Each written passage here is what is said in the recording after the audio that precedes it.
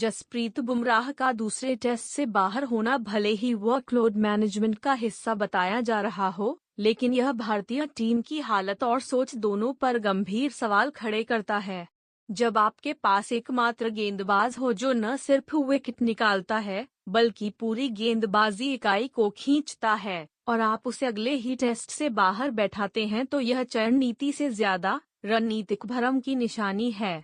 बुमराह ने Leeds test में अकेले दम पर गेंदबाजी को सम्मान दिलाया, लेकिन उनके ही ओवरों में 3 बार कैच गिराए गए। इससे बड़ी विडंबना और क्या होगी कि एक गेंदबाज चांद तक लगा दे और बाकी खिलाड़ी उसे मैदान पर अकेला छोड़ दे।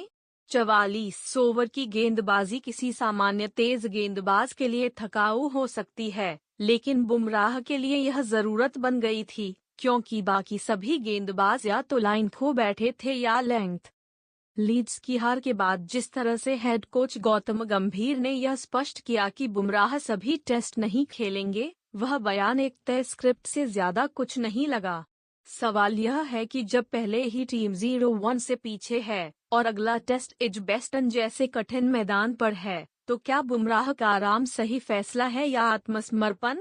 सिराज ने पहले टेस्ट में बेहद फीका प्रदर्शन किया, प्रसिद्ध कृष्णा अनुभवहीन नजर आए और शार्दुल ठाकुर का रोल एक T20 गेंदबाज जैसा था। तो ऐसे में बुमराह की गैर मौजूदगी का मतलब सिर्फ एक ही है, गेंदबाजी इकाई का पूरी तरह बिखर जाना। और इसका असर सबसे ज्यादा कप्तान शुभमन गिल पर पड़ेगा, जिनकी कप्तानी पहले ही सवालों के घेरे में है। जिन फैसलों के लिए पहले ही उनकी आलोचना हो रही है, अब बिना बुमराह के वही गिल एक और परीक्षा में उतरने वाले हैं, जहां सफलता का अर्थ होगा श्रृंखला से बाहर होने की शुरुआत। बुमराह के न खेलने से न सिर्फ विकेट लेने की क्षमता घटेगी, बल्कि विपक्षी बल्लेबाजों को मनोवैज्ञानिक बढ़त भी मिलेगी। इंग्लैंड जैसी आक्रामक बल्लेबाजी इकाई को रोकने के लिए सिर्फ टैलेंट नहीं, ट्रैक रिकॉर्ड चाहिए, और वो इस गेंदबाजी लाइनअप में फिलहाल नहीं है। ऐसे में टीम मैनेजमेंट के पास विकल्प के नाम पर सिर्फ आशाएं हैं, अर्शदीप सिंह को मौका देना या कुलदीप यादव को शामिल करना, लेकिन ये दोनों विकल्प अभी तक टेस्ट में खुद को पूरी तरह साबित नहीं कर पाए हैं।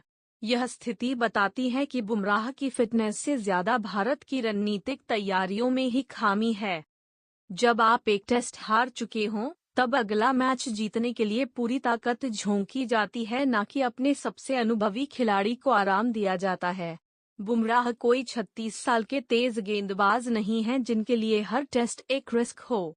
वे वापसी के बाद शानदार लय में हैं, और यह समय है जब उन्हें मैनेज करने की नहीं, उन्हें फ्रंटलाइन वॉरियर की तरह इस्तेमाल करने की जरूरत है। भारत ने कई बार वर्कलोड मैनेजमेंट के नाम पर अपने अहम खिलाड़ियों को आराम दिया है और परिणाम स्वरूप हार का सामना किया है।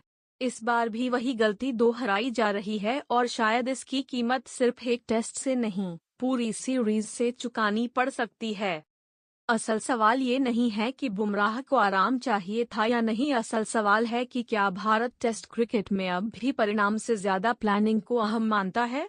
क्या यह वही टीम है जो विदेशों में जीतने के लिए जानी जाती थी, या अब हम एक डरपोक टीम बनते जा रहे हैं जो अपने सबसे बड़े मैच विनर को भी हर टेस्ट में खिलाने से कतराने लगी है? जवाब दुर्भाग्यवश बहुत स्पष्ट और निराशाजनक है।